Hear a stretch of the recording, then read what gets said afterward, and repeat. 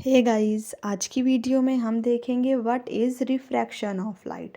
तो refraction of light क्या होता है? जब कोई भी वेव एक मीडियम से दूसरे मीडियम में पास कर रही होती है तो उस वेव की जो स्पीड और डायरेक्शन में चेंज आता है उसे ही हम क्या कहते हैं? Refraction of light. जैसे कि हम यहाँ देख सकते हैं, ये क्या है? एक ग्लास स्लैब है, ठीक है। और इसके ऊपर एक लाइट इंसिडेंट हुई जिसे हम कह रहे हैं इंसिडेंट रे। और रिफ्लेक्शन में तो वैसे रिफ्लेक्ट हो जाती थी, पर यहाँ पे क्या होगा, ये लाइट इस ग्लास स्लैब के अंदर ही चली जाएगी और उसके बाद फिर वो इस ग्लास स्लैब से ऐसे दोबारा बाहर निकल रही है।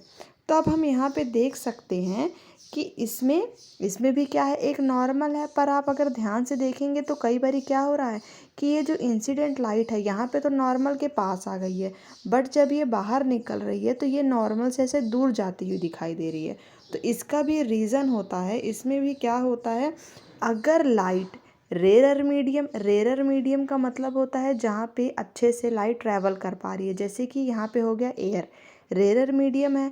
और अगर रेरर मीडियम से डेंसर मीडियम में जा रही है, जैसे कि ग्लास, क्योंकि ग्लास में जो लाइट है अच्छे से ट्रैवल नहीं कर पा रही है, अगर इंसिडेंट रे रेरर मीडियम से डेंसर मीडियम में जाएगी तो वो नॉर्मल की तरफ बेंड हो जाएगी। जैसे कि हमें पता है ये क्या है, नॉर्मल है, तो ये नॉर्मल की तरफ बेंड हो गई।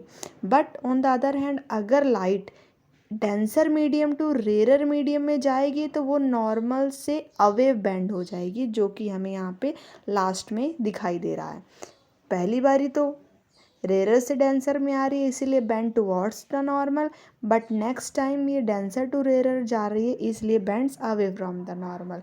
यहाँ पे भी इंसिडेंट एंगल वही होगा, नॉर्मल और इंसिडेंट रे के बीच का एंगल इंसिडेंट एंगल हो जाएगा और नॉर्मल और रिफ्रैक्टेड रे के बीच का एंगल एंगल ऑफ रिफ्रैक्शन हो जाएगा। और साथ ही साथ ये जो पूरी रे पहले इंसिडेंट हुई है और जो लास्ट में पूरी बाहर निकल रही है उसको हम इमर्जेंट रे बोलेंगे। इंसिडेंट रे का जो फाइनल डायरेक्शन थी और जो इमर्जेंट रे है, इन दोनों के बीच के डिस्टेंस को हम बोलते हैं लेटरल डिस्प्लेसमेंट।